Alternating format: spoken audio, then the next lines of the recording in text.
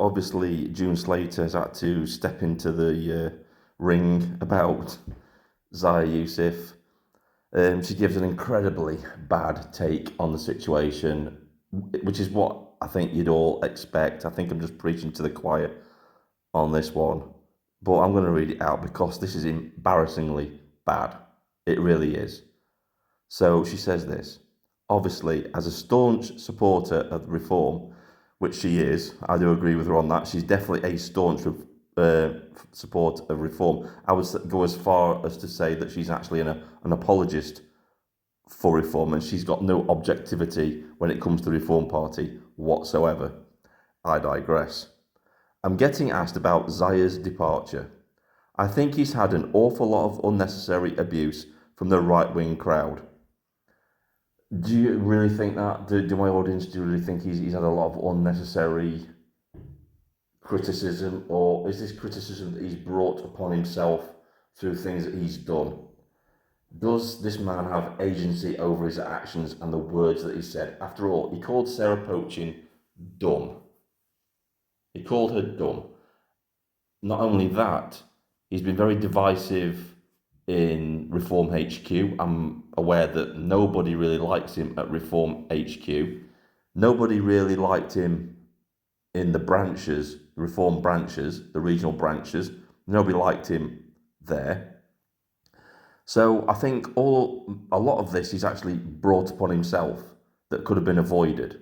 And let's not forget the debacle over Rupert Lowe, where he made false accusations about Rupert Lowe to the police, trying to get him arrested. So yeah, I tend to disagree with June about this. I think he's had a lot of criticism, a lot of necessary criticism, a lot of legitimate criticism over his actions. And if he can't take that as chairman of a political party, then he shouldn't be in that position. Anyway, I carry on. And he's come from a background that's not used to it. Well, that's not our fault. That's no fault of anybody else. That's on him. You can't use that as an excuse. His clients have been well-off, polite users, and the transformation into politics cannot be easy. Well, if you've seen the actual reviews of him from the business that he owned, basically his employees thought he was an absolute tosser and a nasty piece of work. And it looks like that's translated over into the political spectrum as well. He wasn't well liked in the business that he run. So I think it's not so much the people under him. I think it's just Zaya Yusuf's personality that he's a nasty piece of work. But I digress again. I mean, you're doing your best. Was he really doing his best? I don't think he was. More information has come to light that he was planning to recruit thousands of Muslims into the Reform Party. I believe that Zaya Yusuf was just there as a plant to subvert the Reform Party, even though I don't think the Reform Party is a proper right-wing party. It's not. It's never been a right-wing party. It's basically a party, again, that is going to be full of Tory wets. It's going to be the Tory Party 2.0. And that's my opinion on that. So yeah, he was planning to recruit thousands more Muslims into the Reform Party, which I believe would have been to subvert the Reform Party and turn it into a Muslim party. That's what he was trying to do. He got offended at the Sarah Poaching question about banning the burqa. I think he was putting his religion before party, and I think that was always going to happen with Zaya Yusuf. I really do believe that. And he got foiled, he got rumbled, he got kicked out for it. I'm sure there's been an impact on his family too. Well, I don't really care about that. And he has no doubt contributed to his decision making. It was his skills and contacts that created Doge. Well, this is interesting because I've got a subscriber called Steve.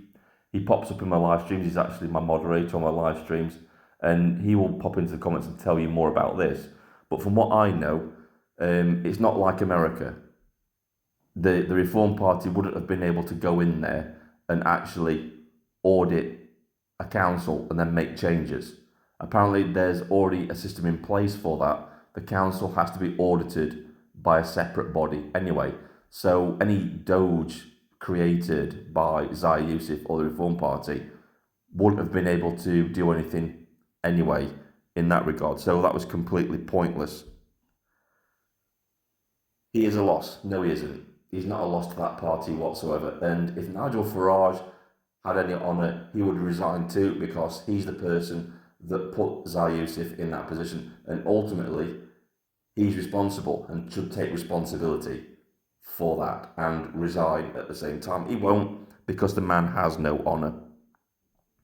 I'm sure he'll be appreciated as he moves into new challenges. I don't think he will. He's the sort of person that is going to rub up people the wrong way because he's a nasty piece of work. So, no surprises there. June Slater making an absolute atrocious take on this situation, taking nothing in consideration about what Zai Yusuf has done wrong, his actions towards Sarah Poaching, his actions towards Rupert Lowe, and his actions towards Reform Party HQ and the branches. The guy's a nasty piece of work, and I think a lot of people will be celebrating within the Reform Party that this nasty piece of work has gone. This is Vindicator, signing off.